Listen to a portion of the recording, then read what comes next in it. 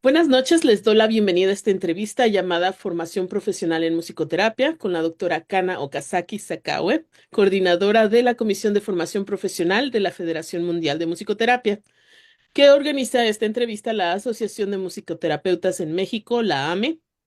Soy la doctora Eugenia Hernández Ruiz, soy musicoterapeuta y coordinadora de la Comisión de Formación Profesional y Regulación de esta asociación.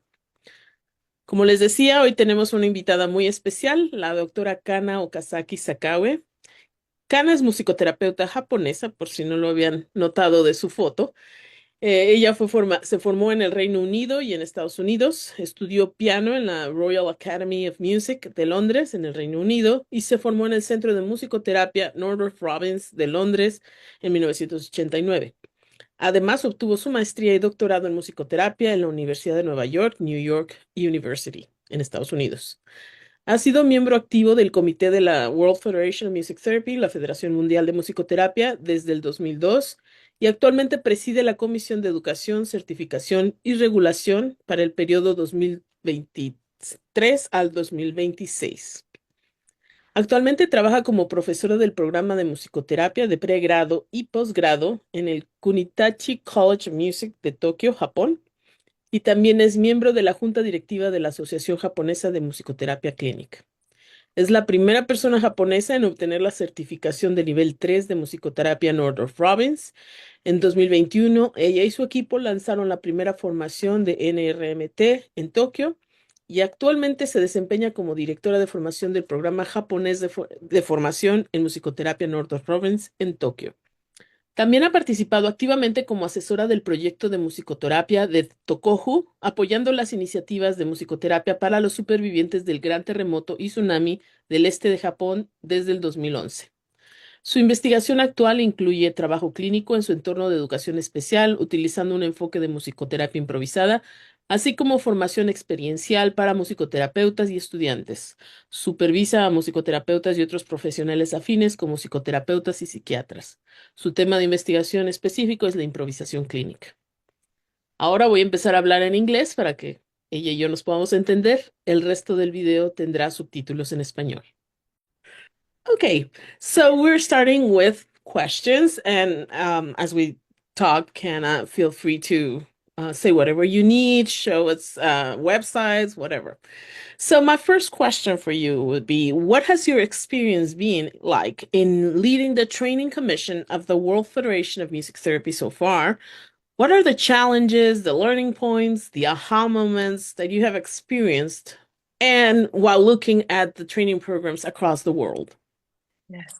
Thank you, Eugenia. First of all, thank you for having me to participate in this project. I'm very honored to be here, and thank you for your kind introduction.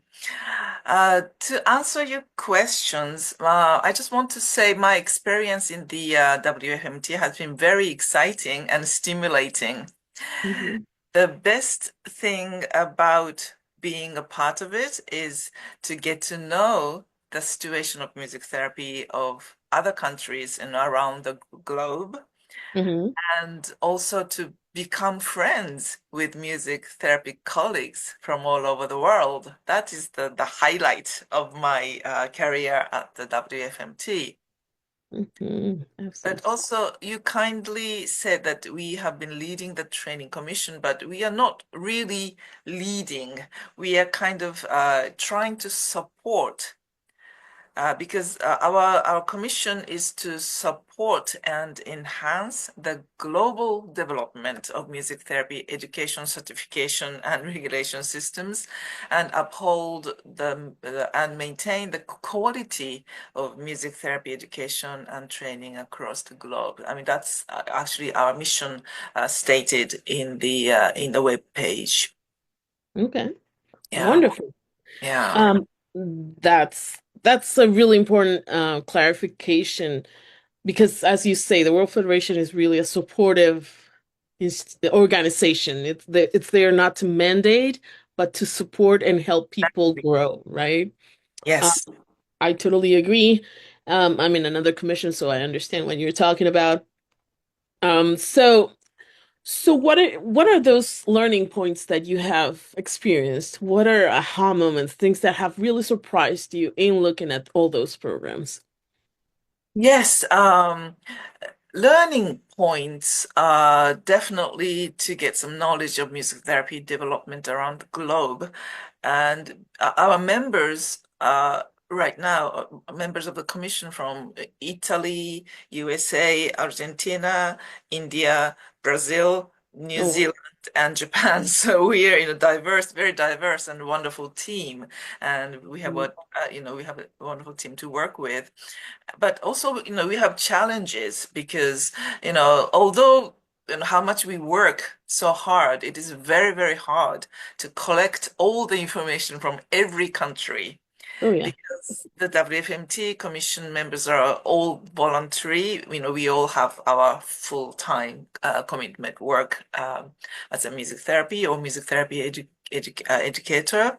Mhm. So even though we try to work very hard with our mission, we can only do our meetings online, and also we cannot have all the representative from every country.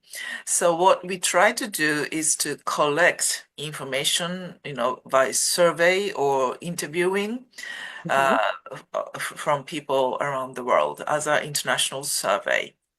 Okay. Yeah. All right. And what are the results of those surveys?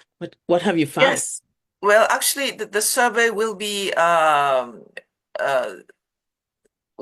be presented in Bologna. Oh, okay. Yeah. Okay. And Excellent. also last term we did a presentation on our commission, of our commission project in Hmm. Vancouver. Yes. Okay. Yeah. Wonderful. So this is for the audience that may not be so familiar. The World Federation has defined two types of music therapy training programs, right? Mhm. Foundational and specialization. Yes. Can you Yes. please explain the differences between those two? Yes. Yes. Can I sh share some screen Of that course. Yeah. uh, Yeah. explains the two. Can you see? This is the World Federation of Music Therapy website. I'm sure you are familiar with it. Mhm. And in Resource tab, there are Documents tab here.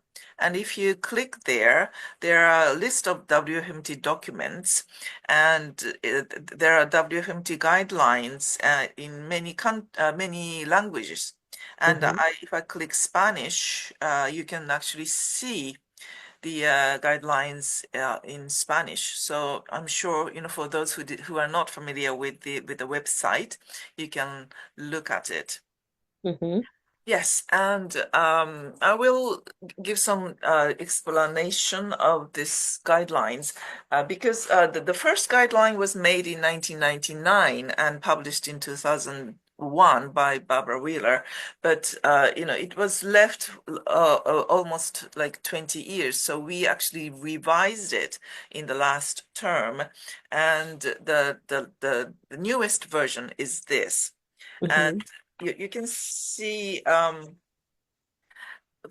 from what is written, and the biggest part which was changed was we actually put some specialized program in details. But I will describe about the foundational program. Foundational program is actually, the basic training when in which people become a music therapist.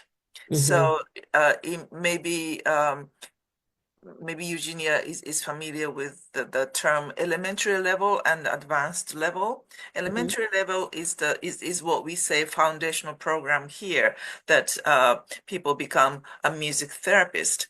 But for the specialized program means you get to have some specific approaches, such as, I am Nordoff-Robbins music therapist, Nordoff-Robbins approach, or GIM, Mhm. or analytical music therapy, or neurological music therapy, or NICU music therapy, Mhm. those advanced training is included in the specialized training. Okay. Yeah. Very good. This is interesting, I have to tell you, because in a country like Mexico, where we do not have a foundational program that is Mm. a degree, a university degree, doesn't exist, Right. um, we have changed a little bit the understanding of what specialization is. For Mm-hmm. example, we did get people coming to Mexico and provide GIM training to Mm-hmm. psychologists or, people interested.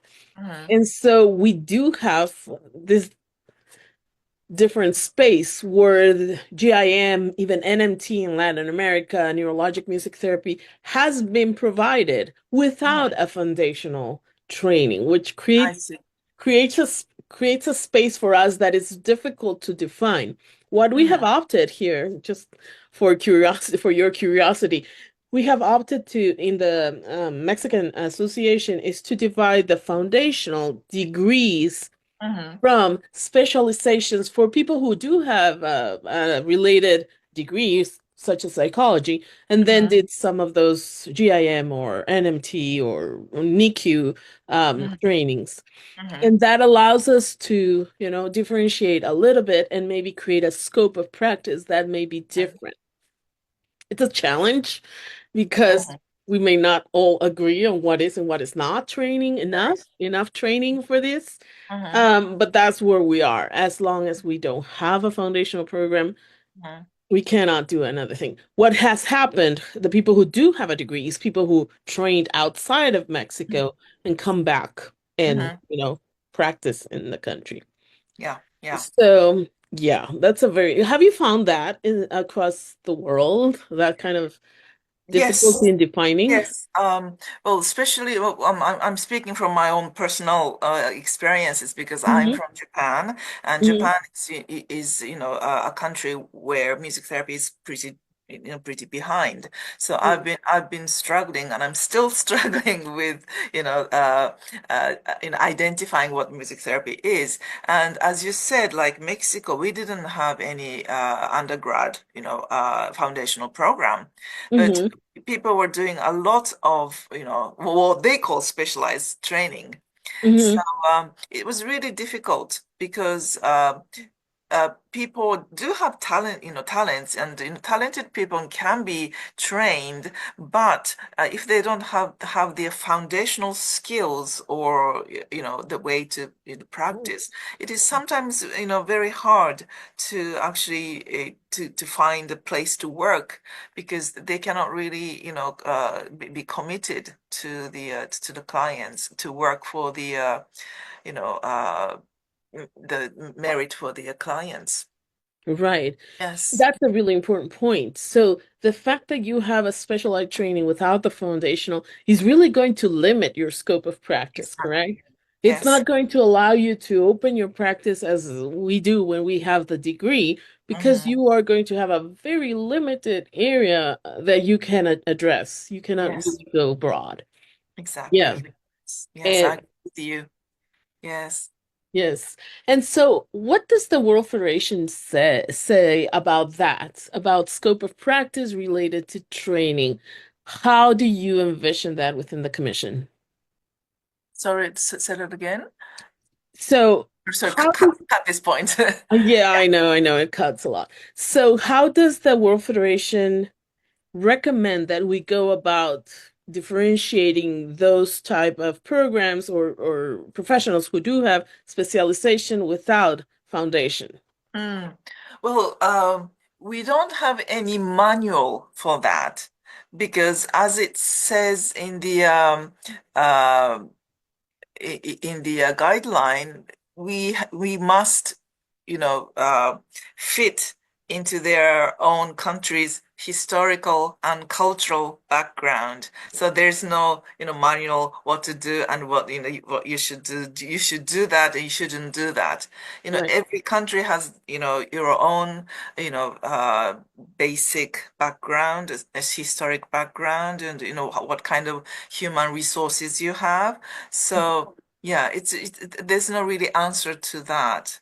But the great thing about WFMT is we can provide some experiences, from my own experiences or other members, or we actually collect information around the world. So maybe if you look at all the information and think about your own country's situation. I think you had other, right? Other documents to share about that precisely. Yes, yes, of course.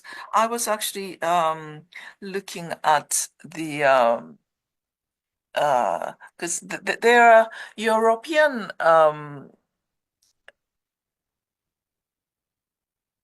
uh, resources, European Music Therapy Confederation, Hmm. and there's a tab training, and you can see all the training programs, the list of the programs here. Hmm. And bachelor, master, you can see all the level. And actually, in Europe, there's a tendency that they actually educate at the master's level. Some of them are bachelors, but in the States, you actually start from the bachelor's degree. So Hmm. there are already difference in that term. And also in the recognition tab at the very bottom, which one of our Italian members told me, if you actually touch UK, you get legal recognition, yes, legal regulation, yes. So if you can tap Sweden, you get all the information Oh, very like cool. this. It is actually cool. I mean, I didn't know this, and one of my commission members told me. So, if you can access European Music Therapy Confederation, you can get all the resource from there. Hmm. Yeah, and Wonderful. also some process to go there, and there's some uh, website, in each training, and they're training. Uh, I think there was a list of um, um, research here as well. So maybe Hmm. you can have a look at that and see, and know the information and think about your own uh, country to suit your cultural and historical situation. Absolutely. And since we're sharing, I'm going to share, if you don't mind, a little Oh, from that'd be Latin great. America. Uh-huh. You probably have seen this because I know that Juan Pedro Sammonini was part of Oh, the yes. commission. I Yes, don't know if he's still there, but I know he he was. is. He's in the commission. Oh, there you go. There you He's a go. great friend. Yeah. So, and he probably knows about this. The CLAM, that's the Consejo Latinoamericano de Musicoterapia, that's the Music Hmm. Therapy Yes. Council. In Hmm. the previous term, created a really interesting document of trainings in Latin America, in all the countries that are part of this council. Hmm. And it's interesting because there are countries that have full degrees, even graduate degrees, and then we have countries that have absolutely nothing. Hmm. And you can read, and they did a really nice job of summarizing for example, Argentina has a very long history, like 40-year Yes. history, Hmm. Hmm. Brazil's too, and then we have countries that have, well, nothing. And so it's quite interesting to review because it, as you say, it gives us the historical Hmm. context, correct? Hmm. Hmm. Um, Tell me, what are the tendencies in training and professionalization that you see across the world? Hmm. I think the recent tendencies in training and professionalization of music therapy, definitely the interest towards the use of music and the awareness of the needs for various population is, definitely growing worldwide. Hmm. Because our Hmm. survey data from the last term that was presented in Vancouver in 2023, Hmm. only 30% of music therapy training programs are approved by the national or the local government, and other 70% are only approved by the national or local association body. But 75% of music therapy programs said they have accreditation systems. So that means you know, whether they are approved by the government or not, music therapy association are starting to give credentials to music therapists, and 75% of them are, have accreditation systems, which is great, because in 20 years ago it didn't, almost it didn't exist. Right. And also the tendency is that people use a lot of online teaching. Hmm. Uh, the survey said 55 full-time uh, work and 45 part-time, but in both full-time part-time, the mode of the programs is 52% were done in person, but 48% is done by hybrid. So that Oh. means the people do use an online synchronous and asynchronous way of teaching. So Hmm. is, because of the COVID, of course, we use a lot of online um, way of teaching and learning. So, which is that is another tendency that happened, recently. Yeah, for sure. Well, Yeah. that's fascinating. I didn't know that there was such a high percentage of online programs. That is interesting because there's a lot of discussion, for example, in Latin America, of how much can you actually teach online of the um clinical perspective and the music use. Hmm. There are challenges in using Yes. music online. One of the Yeah. challenges we have found is that there are trainings that are fully online, fully, not hybrid, Oh. 100%, with Hmm. no practical training. Hmm. Is a little mind-boggling for us that do have that. It's like, how can you train someone to become a music therapist without any practical Yeah. training? Yeah, I know. So from the survey, we didn't have any only online teaching. Okay. 48% was a hybrid. So it's a combination of online and also, schooling together, or in-person supervision. So it's actually the combination of the two. Yes, I totally agree, and I can see that happening, and there are programs, for example, in the United States, where the person remains in their, in the place of origin in their workplace many times, and then they can do some supervision Yeah, with someone who is accredited in yeah, the area. That exactly. works very well. I can understand. Yes, in fact, in the Mexican organization in the AMME. We are not considering fully online without practical training Hmm. a degree in music therapy because we really consider that both knowledge and skills are necessary for a music therapist to have, kind of Right. essential. Yes, well, that's wonderful. Let me continue. We have a Hmm. few minutes left. Oh, I was going precisely to talk about that. Mexico does not have a music therapy degree, as we mentioned, and does not have any laws that regulate the profession. However, we do have some short training programs and specializations in music therapy. So, what we have done in the Professional Training Commission this last term, from Hmm. 2023 to now, we have developed the first national professional competencies guidelines and the first standards of practice guidelines Wonderful. Uh-huh. because there are people practicing in the country, right? And we wanted to create a structure that eventually will support both programs and um, laws that regulate the profession. Yeah. Let me show you because we are very proud of this. Ah, that'd be Let me great. show It's you, actually wonderful to, get to know what is going on in Mexico. I mean, right? from such a learning opportunity. Thank you.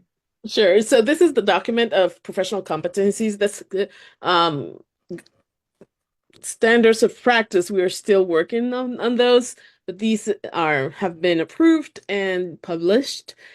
This is the description, justification, the objective, how we did it, the people that contributed. The process was getting together. We reviewed the guidelines from the World Federation. We reviewed the guidelines from the European Confederation, from the Mm. Australian Association, New Zealand, Canada, United States, what we could find from Brazil and Argentina. There's not that many documents, and we put together what we thought was appropriate for our country. And so we went through music competencies, which have to do with obviously music theory, music history, conducting, and all that, and the therapeutic competencies, ethical training, things you know. Okay, Mhm, so the idea is to start there. mhm. And I can Mhm. see that's a lot aspirational rather. Yeah, that's great. Inspirational, I hope, but Mhm, mhm, definitely aspirational mhm, for the time when we do have a university degree. mhm, So the mhm. question for you, with your perspective, with your experience, would be what are the next steps for our association that we should take to protect the public from malpractice while still supporting training? Right. Thank you for the question. It's a very, very um difficult question, and also very what to say, delicate question, I think, because it is really hard to define malpractice, Mhm. because I'm sure in the pioneering time, which I also experienced in Japan, that many people just try everything to, knowing that music can do something, music has power. So, people try everything, and, some work may not be ethical, some may not be, may not have any, theoretical rational, but they just do it because they think it's good. And from the point of view, from the professional point of view, in which we were educated and got CBMT, MTBC, and looking at those practice may look malpractice, but they are trying to do their justice for the clients.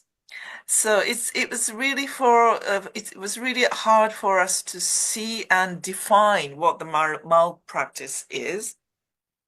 So in Japan, we had so much discussion Okay. with those people who are self-taught, because we cannot help having self-taught music therapists in the pioneering period. So we had to spend so much time discussing, what is your rationale, why do you do this? We do this because we think this is right, but why do you do this? It was really dis deep and long discussion that we had to have. And they call it therapy, and we call it therapy. Could be different, but there's so many uh, and various definitions of music therapy. Mm-hmm. Yeah. So it is really hard. It is really difficult to, how to define malpractice to start Hmm. with. And the second, discussion with those people are very important. And also discussion with, self-taught music therapists and trained music therapists need to uh, communicate a lot. Hmm. Yeah, Hmm. because otherwise, it's going to be then we don't merge at all. So we actually having the difficulty in Japan. Still, it's been like 20 years since we started certifying people. There are a lot Okay. of self-taught music therapists, but some of them are very good, and some of them have actually established their own way of theoretical establishment, and they Okay. have become original Japanese music therapy. Yeah. Okay. So Interesting. so I think for me, being exclusive towards those people, because because music, they think music works for people Hmm. with whom they're working with. Hmm. So I mean, I mean, there are some people who actually work and ethically, which is, we have to be very, very careful. But being inclusive with those people can be another step for widening the music therapy culture in your country. So it's actually, very important to have the wide perspectives towards that people. Wonderful. You know, you reminded me, I interviewed Dr. Indra Silvaraja. Do Ah, you yes, Yeah, yes. a few She's months wonderful. ago, and she was talking about Malaysia in a very similar way, in Oh, how conversations between self-taught and people with a degree were so necessary for the development of the profession in the country. So I find it fascinating that that has happened in Japan too, and I have to tell you, it's happening in Mexico. For oh, this great. commission, for those competencies that you saw, I put together a commission. I was allowed to put together a commission that is very across different approaches, nationalities, ways of thinking, and even degrees. We have people with no degree, just training, Mm, with people masters, bachelors, PhD. mm, And it's been fascinating process of dialogue and conversation. So I totally agree with what you're saying, and we need to be inclusive while at yeah. the same time being careful about the ethics of what we do and we don't do, which is sometimes very difficult to navigate, I have to Right, say. right, yes. I was intrigued about another thing that you said. How did you start the certification process? How did that happen in Japan? In Japan, we set up the national association called Japanese Music Therapy Association in Mhm. 1995. Okay. And we really felt the need to certify people. So we started certification in 96, but at that time, we didn't have actually training programs that time. Okay. Yeah. Interesting. So we actually, in 96, the association certified people with uh, uh, uh, in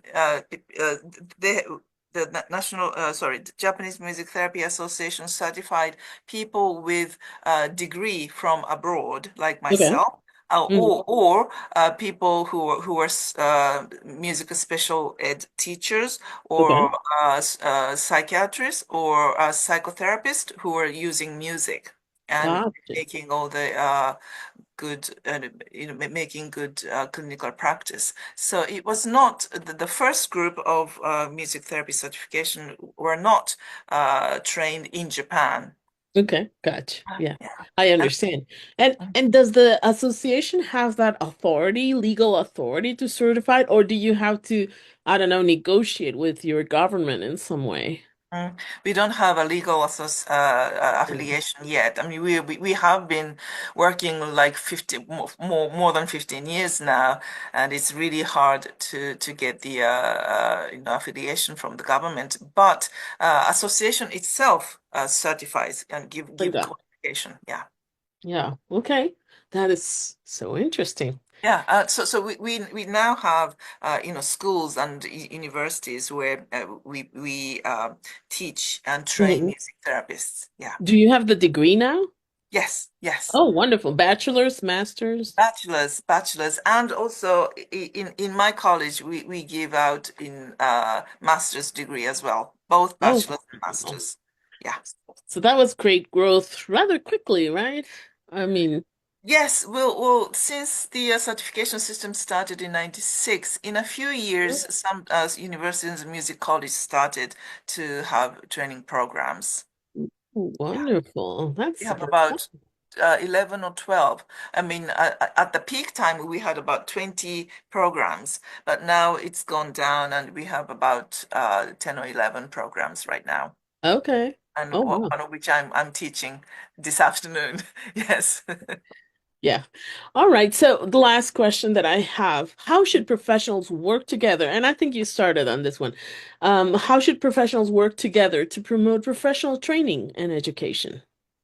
Yes, well, as I said, being inclusive with all the self-taught and people with degree, and also what I have experienced is to look at the cultural background because especially like music therapists with international degree like myself, I was kind of trained in a Western culture. Yes, of course. And for me, it was actually hard to get back to my own country and, translate that Western culture into Japanese culture because in Japan, it's group-oriented culture, but Hmm. in Western, it's more individualized, culture. So it is actually hard to set the goals for the therapy. Sometimes, people say you should do what the other people do, but it doesn't really become a, therapeutic goal for the individual therapy. So, really, to know what the cultural of your own, country where you want to promote your professional training, and also, the uh, the cultural issue, and also for in Japan, age and gender issues were the big things. For So sure. yeah, and for the clients, the grown-ups are expected to control their emotions. So even though we enhance people's self-expression, but in the geriatric nursing home, it was really hard for me to, you know, elicit their emotional expression because Oh, I think. it's a cultural difference. So, all of the cultural and what society expects you to do. Hmm. Because in Japan, therapy itself was not a social fabric because people need to be kind of ill to receive music therapy. So sometimes family or even clients do not like, I mean, they like music therapy session, but they don't want to say, I'm receiving music therapy. I'm Hmm. going to music lesson or music space. They don't Hmm. like the word music therapy. So th those kind of cultural and historical perspectives do influence the promotion of your profession. So it really to know about your cultural aspects is Hmm. really important. Yeah. Wonderful. Oh, that's fantastic. And I think that is definitely in line with what we have tried to do. Um, Still a work in progress. I don't think we have fully accomplished that, but what that has been part of our thought process, also in the standards of practice that we're working on, we actually review the law for health, like the Hmm. general law, so that Hmm. we can adapt our even our language. Now, we concluded that we're not lawyers. So Nice. we need You're to not. actually find legal counsel to do that well. But Hmm. our first approximation was both the cultural, the legal, to understand the system that we were working Yeah. in. Hmm. Hmm. Definitely. Otherwise, it doesn't work. Is there anything else that you would like us to know, that you would like to share with us? Yeah, well, I thought about another point. How does the music treated in your country? Oh, that's a great question. Yeah, I mean, we can talk about this, for an hour because, Yeah. when COVID started in, COVID-19, all the Mhm. musicians were banned from the concert hall or live houses, Mhm. and musicians were kind of excluded from the society, Mhm. especially well, worldwide, but in Japan, that was really, it was bad condition. And now nobody wants to be a musician because, if the COVID, something like COVID happens again, they will lose their job. And music is kind of treated as a luxury, one of the luxury. So enjoying music or enjoying classic music is not really a big part of our society. Mhm. That's another thing because when we are trying to, get the music therapy qualification approved by the government, well, one of the government people said, music is only a luxury. It, Wow. it cannot be a medical tool. It's a luxury. So those things, oh, I mean, it could be, just one person's perspective, but Right. in the society, music, how is the music treated in the cultural society? That's another, big point to think about. Absolutely. Wow. Yeah. And definitely, I can say that for Mexico, for example, I would say that's a personal opinion that music is everywhere and we use it for everything. You cannot go to a reunion without music in the background Mhm. or Yes. dancing and all that. Yes. But classical music is definitely Mm. not part of our Ah, our, right. Yes. our general culture. Hmm. We Hmm. do have it, of course. I don't know if it's a problem, but actually, we do not have a lot of music schools and music Oh, professionals. The okay. people, not that we're not a musical people, we are, but people are self-taught or taught Hmm. informally. I And see. so it's an interesting difference. I don't know how that would play into music therapy, but that's definitely an interesting difference. Right. So those things to consider to move forward and to consider what we're doing with our profession. Hmm. Thank you so much, Kenna. I Thank really, you. really, really appreciate this conversation, your Yes. time, your wisdom, your experiences in Pleasure. Japan, which are fascinating to hear. Hmm. Um, we're going to stop here. Hopefully, Hmm. we can see you at another time. Yes, Um, definitely. please continue doing the fabulous work you're doing at the World Federation. Yes, We I expect to will. hear more. Um, Okay, I'm um, going to say uh, Go ahead. gracias to all the members of Mexican Music Therapy Association. Thank you Thank very you so much. much. Thank you. Bueno, hemos llegado al final de esta entrevista. En nombre de la AMME, la Asociación de Musicoterapeutas en México, le agradecemos a la doctora Kana Okazaki-Sakaue por su disposición y entrega amorosa. Agradecemos también a todos los que nos ven en vivo y también a quienes verán este intercambio posteriormente. Sigan las redes sociales de la AME en Facebook, Instagram y YouTube y sobre todo háganse miembros de esta asociación y reciban todos sus beneficios. Soy la doctora Eugenia Hernández Ruiz y ojalá nos veamos en julio en el Congreso del CLAM, ya sea de forma presencial en Puebla, México o en línea. Hasta pronto.